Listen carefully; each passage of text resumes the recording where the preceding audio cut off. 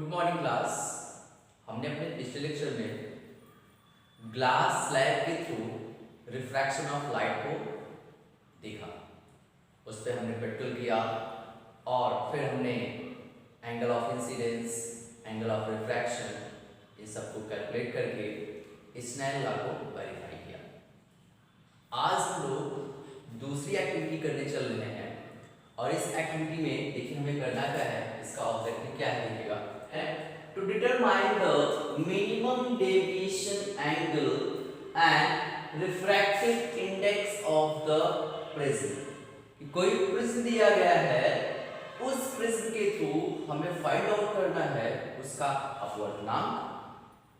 दूसरी चीज हमें फाइंड आउट करनी है अल्पतम विचलन कोण, मिनिमम डेविएशन एंगल को फाइंड आउट करेंगे। उसके बाद हम लोग फाइंड आउट करेंगे जो हमारा प्रिज्म दिया है उस प्रिज्म का रिफ्रैक्टिव इंडेक्स कितना है। ठीक है, अब इसके लिए क्या क्या ऑपरेटर्स चाहिए देखिएगा। ऑपरेटर्स में क्या बोला गया, एक ड्राइंग बोर्ड चाहिए, आपको पेपर चाहिए, 4 पिंस चाहिए, मीटर स्केल चाहिए और आपका एक्सपेरिमेंटल प्रिज्म चाहिए। जिस प्रिज्म का आपको रिफ्रैक्टिव इंडेक्स निकालना है वो प्रिज्म ले लीजिए। तो ये सब चीजें आपके ऑपरेटर्स में आएंगी। ये तीन चीजें आपको चाहिए, ऑपरेटर्स रिक्वायर्ड, ऐसे लिखिए, ऑपरेटर्स रिक्वायर्ड। ओके, इसके बाद अब इसकी थ्योरी क्या है, इसको if capital A be the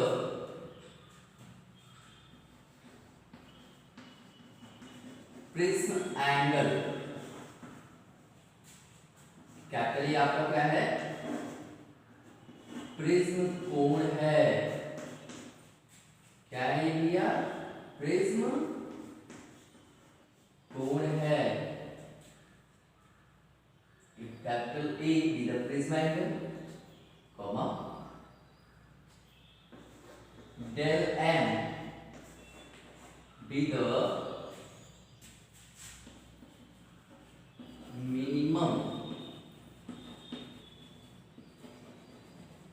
deviation,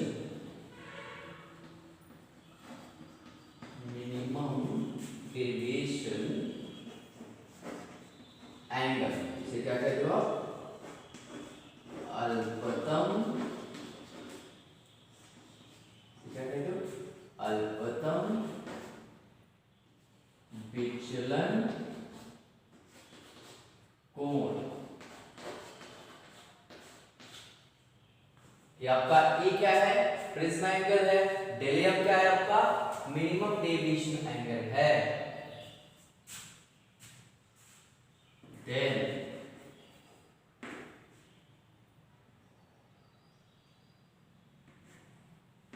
then the refractive index, the refractive index of the prism,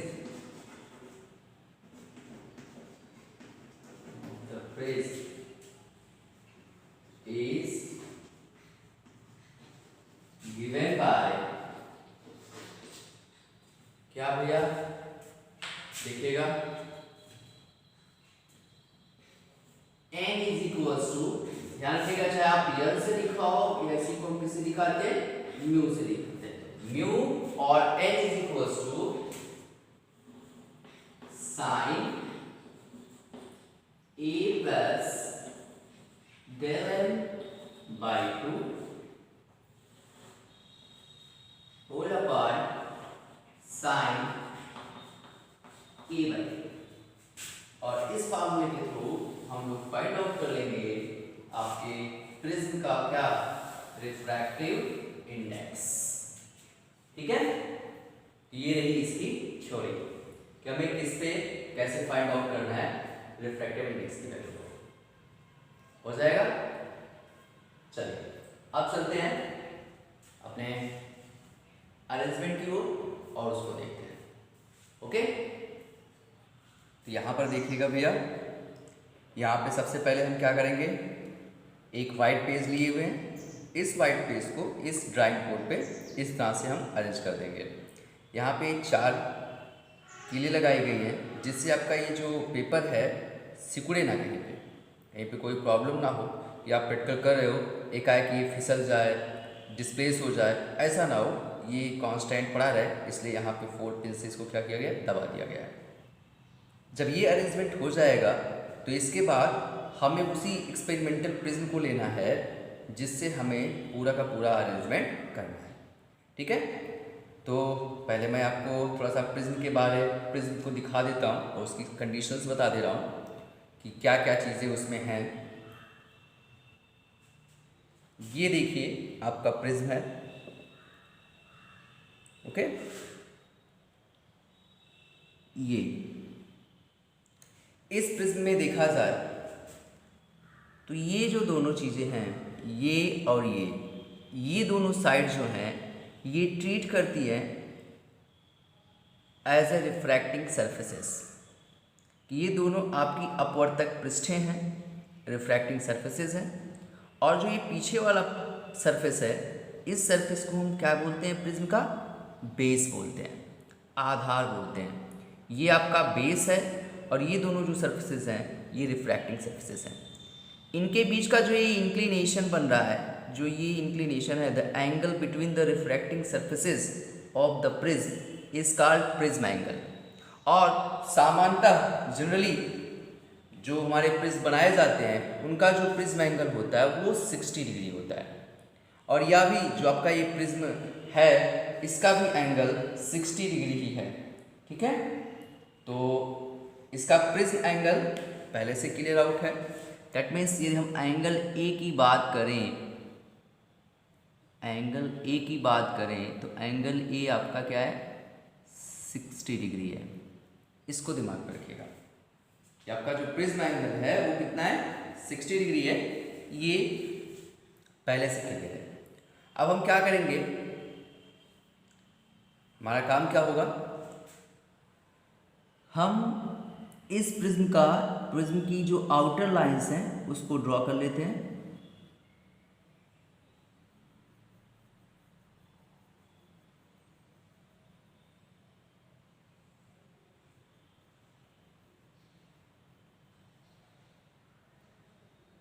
ठीक है, तो हम पहले इसकी आउटर लाइन ड्रॉ कर लेते हैं, उसके बाद ही आगे बढ़ते हैं।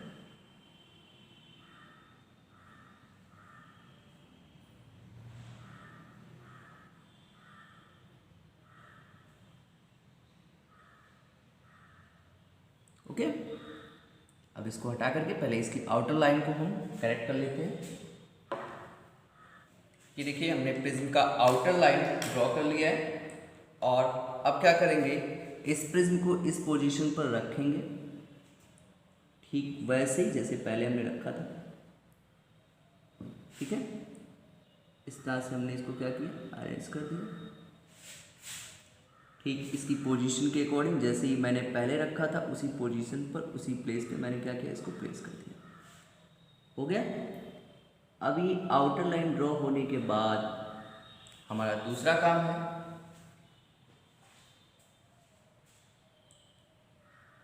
हाँ एक चीज़ ध्यान रखिएगा, प्रिज्म को आपको ऐसे ही रखना है। ये जो आपके ट्राई एंगुलर सर्फेसेस दिखाई पड़ रहे हैं, इन्हीं के अलोंग आप क्या करोगे, अपने वाइट पेपर पे रखोगे और फिर आगे का जो प्रोसेस है उसको करोगे। आप कभी ऐसा नहीं करेंगे कि इसका जो ये रेक्टेंगुलर सरफेस है, जो कहीं रेक्टेंगुलर सरफेस दिखाई पड़ा है, इसके अलोंग ऐसे आपको नहीं रखना है। ऐसे ना रख करके आप क्या करेंगे, आप रिफ्रैक्शन, क्योंकि आप जानते हैं कि प्रिज्म क्या करेगा, रिफ्रैक्शन पे वर्कआउट करेगा। तो रिफ्रैक्शन का जो फिनोमेना है, हमें जो ऑब्जर्व करना है रिफ्रैक्शन का फिनोमेना, वो हम इसके रिफ्रैक्टिव सरफेस से करेंगे। तो इसको हम इसी तरह से रखेंगे। ठीक है, तो जहाँ पे मैंने आउटर लाइन ड्रा आउट की है, उसी पे हम क्या करेंगे, इसको प्लेस करेंगे। और प्लेस करने के बाद करना क्या है हमें,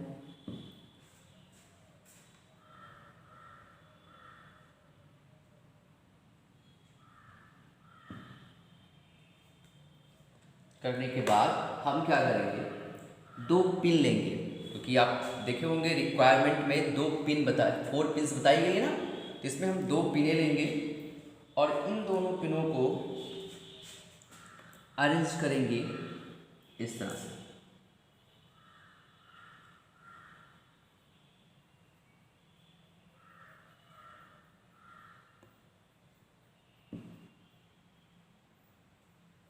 हमें इन दोनों पिनों को इस तरह से अरेंज करना है जिससे ये क्या हो, एक सीध में हो, एक दूसरे के एक सीध में पाई जाएं, इस तरह से ये पिनें हों। अब आप देख सकते हैं कि दोनों पिनें एक दूसरे के सीध में हैं। ठीक है, इतना अरेंजमेंट करने के बाद हमने इस सरफेस पर हमने ये जो 2 पिनें लगाई हैं, ये दोनों पिनें रिप्रेजेंट कर रही हैं इंसिडेंट रे को। ठीक है, ये जो दोनों पिनें हमने यहाँ पे लगाया हुआ है, ये दोनों पिनें रिप्रेजेंट कर रही हैं किसको, इंसिडेंट रे को, आपतित प्रकाश को, कि यहाँ से आपका मोनोक्रोमेटिक वाइट लाइट इंसिडेंट हो रहा है आपके प्रिज्म पर। ठीक है, अब प्रिज्म पर ये इंसिडेंट होगा तो यहाँ से हमें इमर्जेंट रे मिलेगी, क्योंकि आपका जो रिफ्रैक्टिंग सरफेस है ये वाला सरफेस है और ये वाला, तो अब यहाँ से रिफ्रैक्शन हुआ फर्स्ट सरफेस से, इस पे आएगा, इस दूसरे सरफेस पे आएगा, यहाँ पे रिफ्रैक्शन होगा और रिफ्रैक्शन होने के बाद जो हमारी इमर्जेंट रे होगी कुछ इस साइड में हमें दिखाई पड़ेगी। तो हम क्या करेंगे, अब इमर्जेंट रे को हम इस साइड में देखने का प्रयास करेंगे। मीन्स जो 2 कीलें हमने लगाई हुई हैं, इन दोनों कीलों की इमेज को हम इस साइड में देखने की कोशिश करेंगे। ठीक है, तो चलिए अब इस साइड से इन दोनों कीलों के इमेज को हम देखते हैं। जो हमारी दोनों पिनें हैं, इन दोनों पिनों के इमेज को हम ऑब्जर्व करेंगे। अब यदि आप ध्यान से प्रिज्म के अंदर देखें तो आप देखेंगे कि जो 2 पिन हमने यहाँ पे लगाया हुआ है, आप देख लीजिए मैंने यहाँ पे लगाया हुआ है, ये देखिए मैंने 2 पिनें लगाई हुई है यहाँ पे, एक ये है एक ये है, ये दोनों पिन लगाई गई हैं। इनका इमेज आप देखिए तो आपको प्रिज्म के अंदर दिखाई पड़ रहा है ना, दोनों पिनें आपको एकदम स्पष्ट रूप से दिखाई पड़ रही हैं। अब हमें क्या देखना है, हमें देखना क्या है इसको, हमें ये देखना है कि क्या ये दोनों पिनें एक सीध में हैं। अभी आप देख रहे होंगे कि इनके बीच कुछ सेपरेशन दिखाई पड़ रहा है, लेकिन इसको सही से आप ऑब्जर्व करेंगे तो आपको कुछ ऐसे दिखाई पड़ेगा। ये देखिए, ये देखिए, अब यहाँ पे आप ऑब्जर्व करें, यहाँ पे आप देखें तो जो पीछे वाली पिन है और जो आगे वाली पिन, जो दोनों इमेज पिन हैं, इनको आप देखेंगे तो दोनों क्या हैं, एक सीध में हैं। इससे पता चलता है कि हमने जो यहाँ पे इंसिडेंट रे के लिए दोनों पिनों को लगाया हुआ है, ये दोनों पिनें एक दूसरे के सीध में लगाई गई हैं। ठीक है, इतना करने के बाद हम क्या करेंगे, अब जो हमें इमेज दिखाई पड़ रहा है उस इमेज के सीध में हम इधर इस साइड में क्या करेंगे, 2 पिनें लगाएंगे। ठीक है, और वो दोनों पिनें रिप्रेजेंट करेंगी किसको, इमर्जेंट रे को। किसको रिप्रेजेंट करेंगी, इमर्जेंट रे को, जो प्रकाश किरण क्या हो रही है, आपके प्रिज्म से रिफ्रैक्ट होने के बाद इस दूसरे सरफेस से बाहर निकल रही है, उस निर्गत किरण को ये क्या करेगा, ये दोनों पिनें रिप्रेजेंट करेंगे। ठीक है, तो चलिए अब हम इन दोनों पिनों को लगाते हैं। अब आप ध्यान से देखिए तो आप देखेंगे कि प्रिज्म से रिफ्रैक्शन के बाद जो इमर्जेंट रे इधर आ रही थी उसकी सीध में ही देखिए ये दोनों पिन लगी हुई है। आप इन पिनों को देखेंगे तो पिनें देखेंगे एकदम एक दूसरे के, जो हमें इमेज पिन मिल रही थी उसके सीध में लगी हुई हैं। ठीक है, तो ये अरेंजमेंट आपको करना होगा। मैं दोनों चीज़ों को अलग दिखा दे रहा हूँ। पहले आप इमेज पिन देख लीजिए एक बार जो थी, और जो आपकी मैंने इमर्जेंट रे के लिए जो पिनें लगाई हुई हैं उनको आप देख लीजिए। फिर हम इनको एक सीध में अरेंज करके भी आपको दिखा रहे हैं। ये देखिए, ये जो 2 पिनें अंदर आप देख रहे हैं प्रिज्म के, ये इमेज पिन है किसकी, जो पिनें यहाँ पे लगाई गई हैं इंसिडेंट रे के लिए। और यहाँ पे देखिए आगे की तरफ मैंने क्या किया है, 2 पिन लगाया हुआ है जो रिप्रेजेंट कर रहे हैं किसको, इमर्जेंट रे को, जो क्या है आपके इसी जो इमेज पिन मिल रही है उसकी सीध में है, जैसे मैंने पहले आपको रिप्रेजेंट किया था।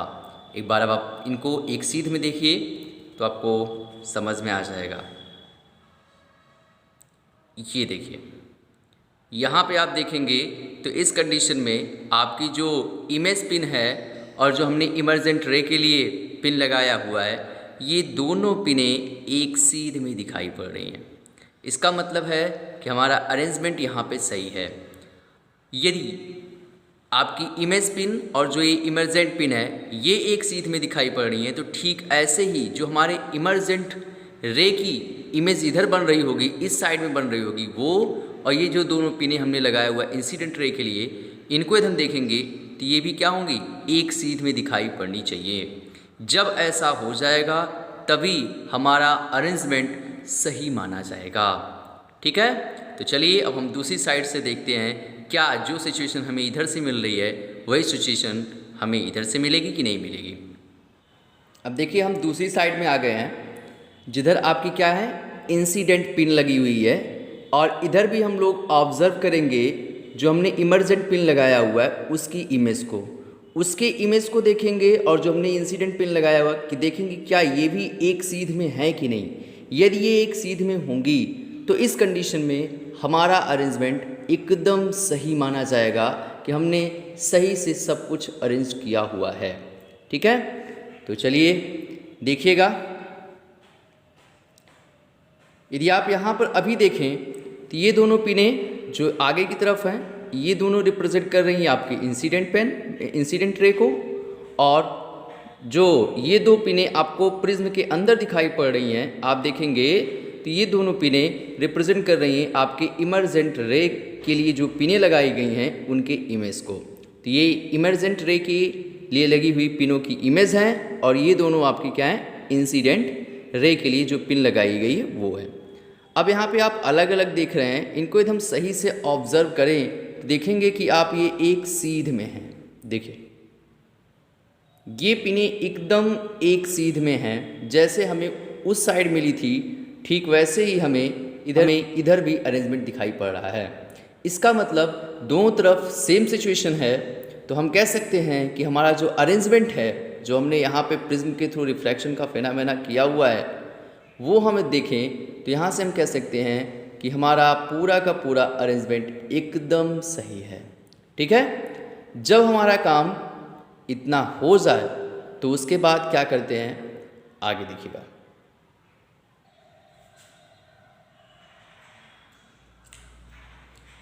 देखिए जब हम चारों पिंस को एक सीध में दोनों तरफ देख लेंगे, दैट मीन्स जो हमें इमेज पिन मिल रही थी और जो हमने इमर्जेंट रे के लिए 2 पिन लगाया था उनको, तो ये क्या हो गई आपकी 4 पिनें हो गई। इनको एक सीध में देख लेंगे इस साइड में, और दूसरी साइड में भी जो हमने इंसिडेंट रे के लिए पिन लगाया था और जो इमर्जेंट रे की इमेज पिन बन रही थी उनको देखेंगे एक साइड एक सीध में हैं। तो उसके बाद हम क्या करेंगे, उन पिनों को हटा देंगे, और उन पिनों के पोजीशंस को हमने यहाँ पे रिप्रेजेंट किया है with symbol C, D, A and B। ठीक है, ये आपका A है, ये आपका B है, ये C है और D है। तो C, D जो दोनों पिनें हैं ये रिप्रेजेंट कर रही हैं आपके इंसिडेंट रे को, और A और B ये जो दोनों पिनें हैं ये रिप्रेजेंट कर रही हैं आपके इमर्जेंट रे को। ये निर्गत किरण को प्रदर्शित कर रही हैं और ये आपतित किरण को प्रदर्शित कर रही हैं। ठीक है, यहां तक हो गया। इसके बाद अब हम क्या करेंगे, हमें तो आपतित किरण निर्गत किरण मिल गई, इंसिडेंट रे और हमें इमर्जेंट रे तो मिल गई भैया। अब हमारा दूसरा काम है कि रिफ्रैक्टेड रे को रिप्रेजेंट करना। तो हम क्या करेंगे, इन दोनों रेज को आपस में ज्वाइन करेंगे, आपकी इंसिडेंट रे और इमर्जेंट रे को। तो जो रे हमें यहां पे मिलेगी वही आपकी क्या है, रिफ्रैक्टेड रे है।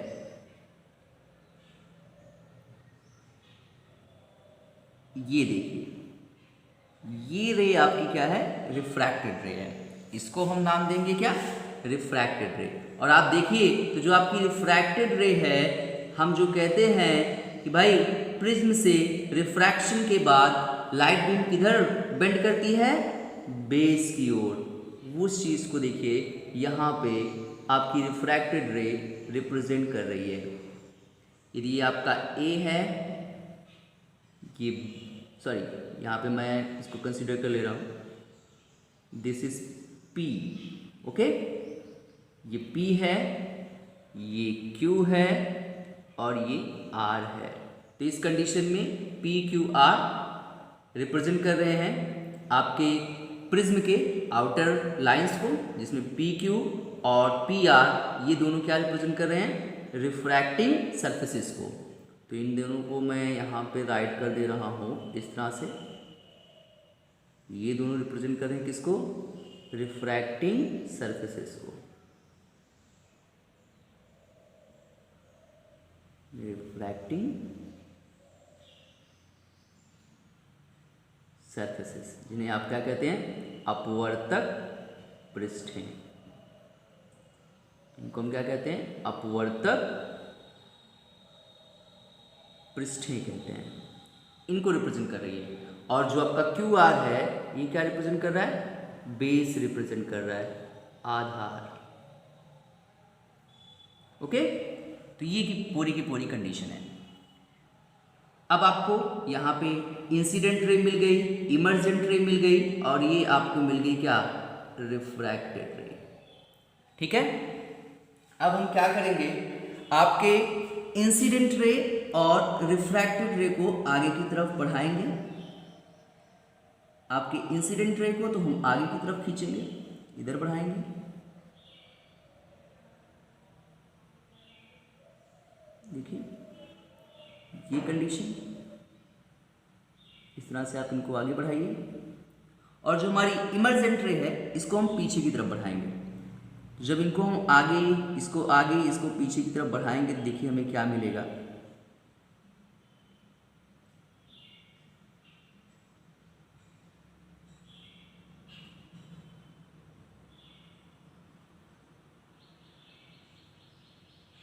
ये देखिए आपकी इमर्जेंट रे पीछे की तरफ आ रही है और इंसिडेंट रे आगे की तरफ गई।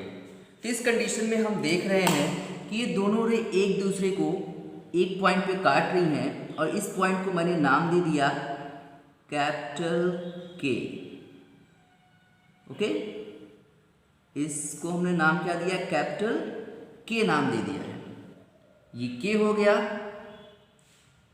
और इस कंडीशन में आप कहते हो कि आपके इमर्जेंट रे और इंसिडेंट रे जहां पर एक दूसरे को काटेंगी, उनकी इंटरसेक्शन पॉइंट पे, उनके कटान बिंदु पे जो एंगल हमें मिलेगा, जो कोण मिलेगा, उसी को हम क्या कहेंगे, मिनिमम डेविएशन एंगल। इसी को हम क्या कहते हैं, मिनिमम डेविएशन एंगल कहते हैं। इसी को हम डेल एम बोलते हैं। और यहाँ पे जो दोनों रिफ्रैक्टिंग सरफेसेस हैं, इनके बीच का जो ये एंगल है, इस एंगल को आप क्या बोलोगे भैया, इस एंगल को आप बोलोगे क्या, प्रिज्म एंगल। इसको आप क्या कहेंगे, प्रिज्म एंगल कहेंगे, प्रिज्म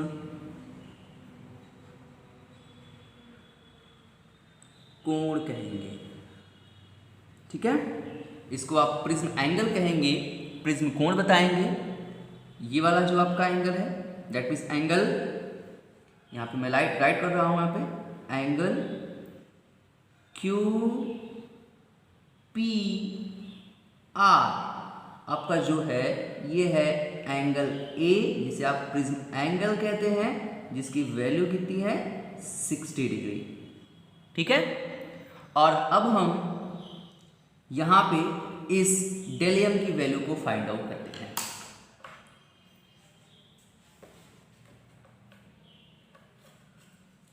किसकी सहायता से भैया, चांदी की सहायता से। हमने क्या किया, आप चाहे इंसिडेंट रे या आपकी जो इमर्जेंट रे है, इन दोनों रेज में किसी को भी बेस बना लीजिए और दूसरी रे के बीच को आप देख लीजिए, ठीक है। तो हम पहले क्या करते हैं, आपकी इस रेस रे को थोड़ा सा और आगे एक्सटेंड कर देते हैं, इससे हमें एंगल मेजरमेंट में कोई प्रॉब्लम ना हो।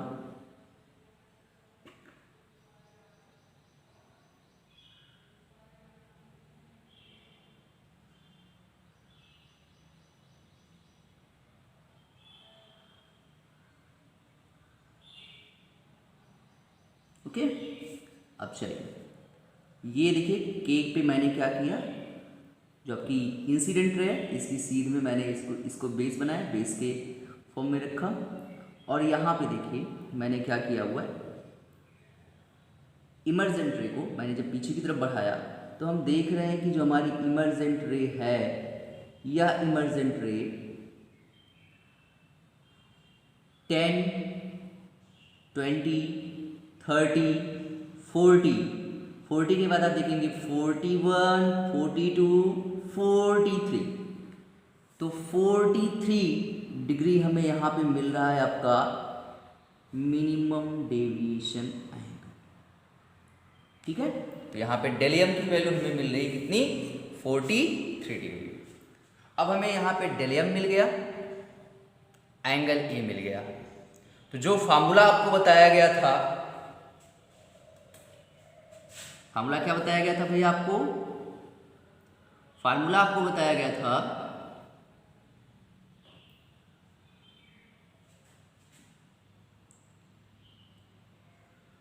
n is equals to sine a plus del m by 2। जो आपका पहला काम था कि आपको डेलियम निकालना था, डेलियम आपने फाइंड आउट कर लिया। अब डेलियम पाने के बाद आप क्या करने चल रहे हैं, रिफ्रैक्टिव इंडेक्स निकालने चल रहे हैं, किसका, इस प्रिज्म का, जिसका आपने क्या किया,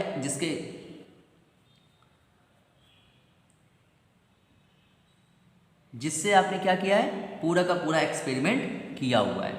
तो इसके लिए फॉर्मूला क्या आया, sine A plus del M by 2 whole upon sine A by 2। Okay, अब देखिए आपको डेलियम भी मिल गया, डेलियम की वैल्यू आप पा गए कितना, 43 डिग्री और ये 60 डिग्री। तो हम क्या करेंगे, ये पहला हमारा ऑब्जर्वेशन है, तो हम इसको डेल एम 1 कर दे रहे हैं, और इसके रिस्पेक्ट में जो हमें यहाँ पे रिफ्रैक्टिव इंडेक्स मिलेगा, इसको मैं कंसिडर कर रहा हूँ n1, ठीक है। तो यहाँ से देखिए n1 की वैल्यू क्या आएगी, साइन 60 प्लस 43 बाई 2, और यहाँ पे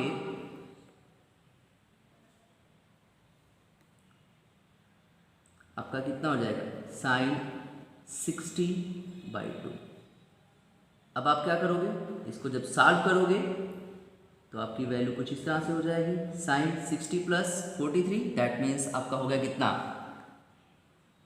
3 और 6 4 कितना हो जाएगा आपका 10, 103 अपॉन 2, और यहाँ पे आपका आ गया कितना, साइन 60 बाई 2 कर दोगे तो कितना हो जाएगा, साइन 30। तो ये साइन 30 डिग्री हो गया, और ये आपका ये हो गया। अब यहाँ से आपका देखिए कितना आ जाएगा, साइन 2 से डिवाइड कर दीजिए, 2 5 ज़ा 10, 2 1 ज़ा 2, 2 5 ज़ा 10, that means 51.5 degree upon sine 30 degree. अब आप इसको सॉल्व कर लीजिए, जो आ जाए वही हो जाएगा आपके इस प्रिज्म का रिफ्रैक्टिव इंडेक्स, ठीक है। तो इस तरह से आपका पहला ऑब्जर्वेशन ये हुआ, और ये पहला कैलकुलेशन हो गया। ऐसे ही आपको क्या करना पड़ेगा, आप चाहें तो इसको 5 बार ऐसे सेटअप करिए, जैसे मैंने भी सेटअप किया था, ठीक यही सेटअप आपको 5 टाइम्स करना होगा, 7 टाइम्स आप कर सकते हैं। 9 टाइम्स कर सकते हैं, 11 टाइम्स कर सकते हैं, या आपका जितना बार मन करे आप उतनी बार इस प्रैक्टिकल को बार बार करते जाइए। उससे आपको प्रैक्टिकल भी समझ में आ जाएगा। जितनी बार आप करोगे उतने तरीके से आप करने की कोशिश करोगे, थोड़ा सा कुछ चेंज करते जाओगे तो उसमें आपको ये प्रैक्टिकल पूरा का पूरा, जैसे कहते हैं ना, एक पिक्चर की तरह याद हो जाएगा, दिखाई पड़ेगा। ठीक वही कंडीशन हो जाएगी। दूसरी चीज़, इससे आप एक्यूरेसी को भी पाएंगे कि आपकी जो वैल्यू होगी वो क्या होगी, एक्यूरेट होती जाएगी। ठीक है। और मिनिमम आपको कितनी बार करना है, 3 बार करना है। हम क्या करते हैं, यदि हमें मिनिमम करना है, कम से कम करना है, तो कम से कम हमें 3 ऑब्जर्वेशन चाहिए। तो हम डेल m1 निकाले हैं, ऐसे ही अब हम क्या करेंगे, डेल m2 की वैल्यू फाइंड आउट करेंगे, फिर डेल m3 की वैल्यू फाइंड आउट करेंगे।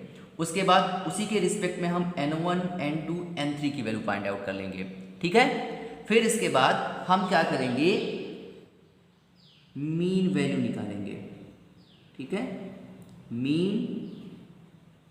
वैल्यू ऑफ डेल m निकालेंगे। तो डेल m का क्या हो जाएगा भैया, हमने 3 बार फाइंड आउट किया है, तो हम क्या लिखेंगे, del m1 del m2 del m3 by कितने ऑब्जर्वेशन हैं, 3 हैं, तो 3 से डिवाइड कर देंगे।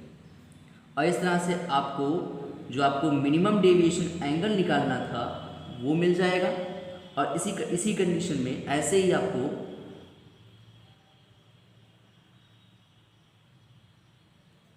मीन वैल्यू ऑफ, जब आप n निकालोगे तो आप भी यहाँ पर भी क्या पाओगे, n1, n2, n3 पाओगे। तो 3 ऑब्जर्वेशन इसके भी पाओगे, n1, n2 और n3। तो इसको भी आप 3 से डिवाइड कर करके इसका क्या करोगे, मीन वैल्यू पा जाओगे। अब ये जो दोनों मीन वैल्यूज आपको मिलेंगी, n की वैल्यू और डेल m की वैल्यू, ये दोनों वैल्यूज आपका रिजल्ट कहलाएंगी। ठीक है, ये दोनों रिजल्ट हो जाएंगी। इसके बाद आपको क्या लिखना पड़ेगा, क्या लगाना पड़ेगा, परसेंटेज एरर निकालना पड़ेगा। ठीक है भैया, जो इसकी स्टैंडर्ड वैल्यू है वो, और जो आपने पाया हुआ है ऑब्जर्व वैल्यू, ये इन दोनों के बीच आप क्या करोगे, डिफरेंस निकालोगे। उसके बाद आपका जो स्टैंडर्ड वैल्यू है उससे डिवाइड करोगे, 100 से मल्टीप्लाई कर दोगे तो आपकी परसेंटेज एरर आ जाएगी। ठीक है, एक परसेंटेज एरर आपके 10% से नीचे है, बिलो 10% है, तो आपके प्रैक्टिकल को सही माना जाता है। कोशिश करनी चाहिए कि आपका कम से कम एरर आए, मिनिमम एरर आए। लेकिन कभी कभी आप जब कोई प्रैक्टिकल करते हैं तो कभी किसी प्रैक्टिकल में यदि आपका 10% के आसपास भी आप पहुंच जा रहे हैं, तब भी कुछ हद तक आपका प्रैक्टिकल सही माना जाता है। लेकिन हमारी कोशिश होनी चाहिए कि हमारा एरर सबसे कम हो। ठीक है भैया, तो ये रहा आपका प्रिज्म, जिसके थ्रू आपने क्या किया, इसका रिफ्रैक्टिव इंडेक्स निकाला और साथ ही साथ मिनिमम डेविएशन को भी फाइंड आउट किया। ओके, तो ये आपकी एक्टिविटी जो सेकंड थी ये कंप्लीट हुई। ठीक है, अब इसके आगे की बातें हम करेंगे अगले लेक्चर में। Thank you.